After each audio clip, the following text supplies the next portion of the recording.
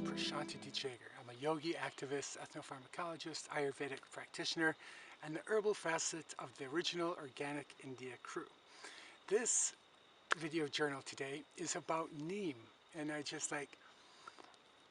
I'm in a way speechless because there's so much I could say about Neem. You know, I lived in India for 10 years through the 90s basically, and certain herbs almost became like soulmates. I had like soul connections to certain herbs. They helped me so much to get through things, and Neem is certainly one of them. Like wherever I went in India, Neem was always there, and I use Neem a lot, internally and also externally.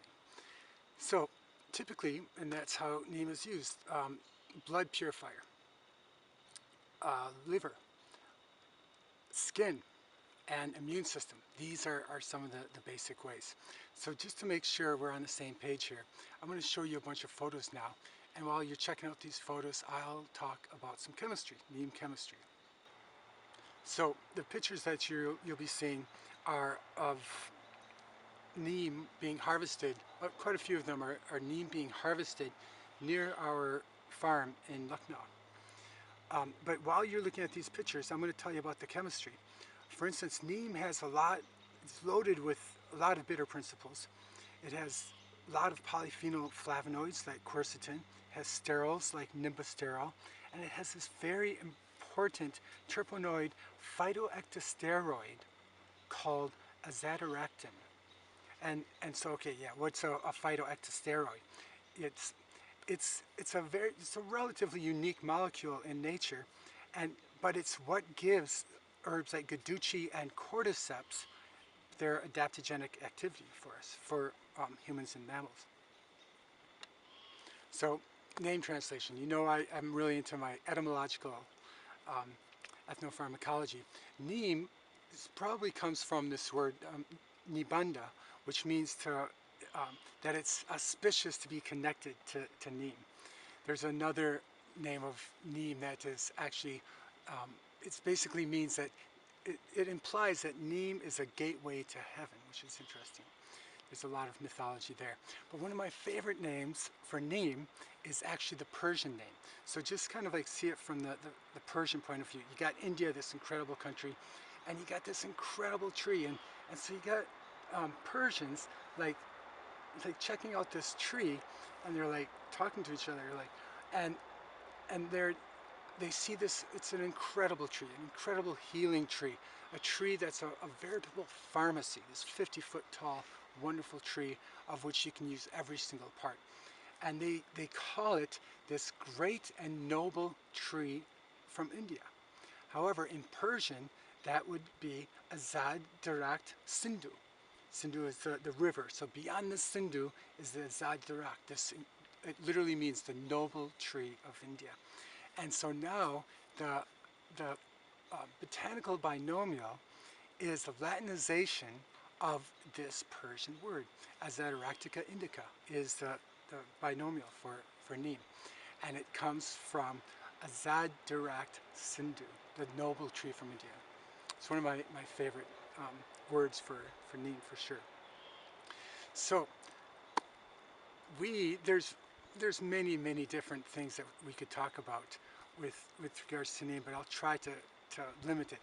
It's often considered a blood purifier, and you know, as a bitter tonic, these bitter tonics do that. Purify the blood and liver. Excellent blood and liver herb. And of course, herbs that tend to be blood liver herbs are also great for the skin. So you can take Neem internally, and it's going to be great for the skin. Connected with that is Neem is a great detox herb. When you really want to detox, Neem is great. And there's different mechanisms, but one of the strongest mechanisms in general is it's very strongly supports antioxidant function in the body.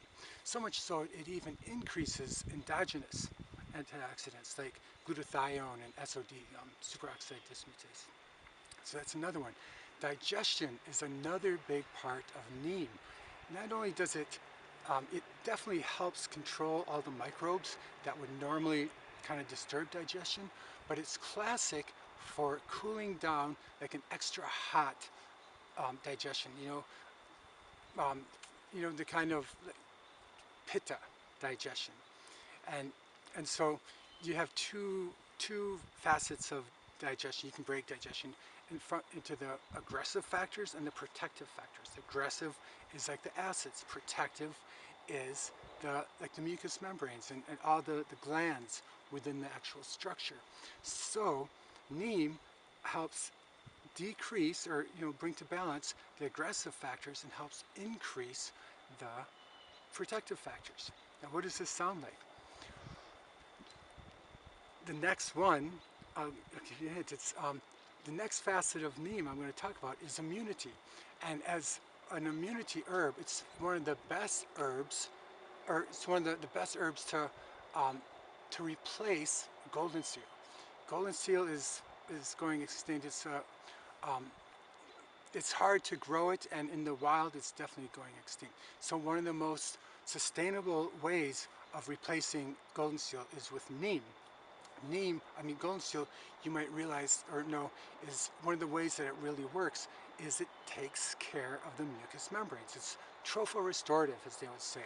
It really helps the mucous membranes in the same way neem protects the mucous membranes.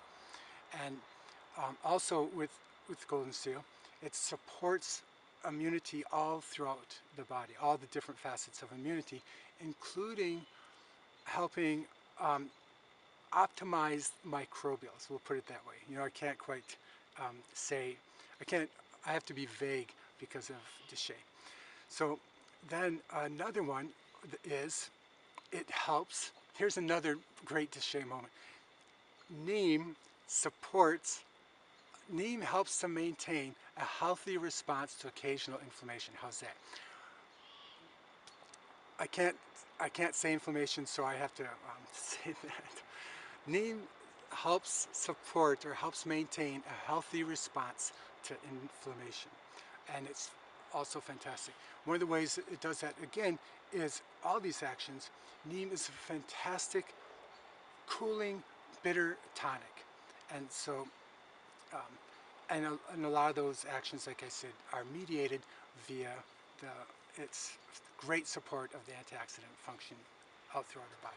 So now, what's special about organic Indian neem? Many different things. First of all, the parts of the neem that we use.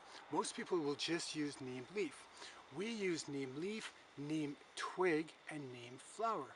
So there's different molecules in all of those. There's even like different mechanisms. There's different like intelligence in all of these. For instance, the leaf is this like really intense bitter tonic. The twigs have a growth factor to them, and then the flowers, with all three, it's a better mix of phytochemistry for our balance. It's a much more balanced mix. Another way our neem is different or special is that most of the neem in the market, they just buy it from brokers. You have no idea where it comes from, and often you're not even sure if it's neem. Our neem is the neem that's actually in the fence rows of our fields, like our Tulsi fields are surrounded by neem. All our fields tend to have a lot of the neem in the fence rows. We use the neem extensively to support the health of the plants. We'll make teas out of the neem and spray it on the plants. So in many different ways, the neem is being very useful. And it's all organic, it's all biodynamic and fair trade. So how to use neem? You could take neem, like as a maintenance, you could take like one capsule per day. And you might say, oh, Prashanti, neem is like a really strong bitter. Not everybody can take that. Check out this photograph. Look at this photograph once.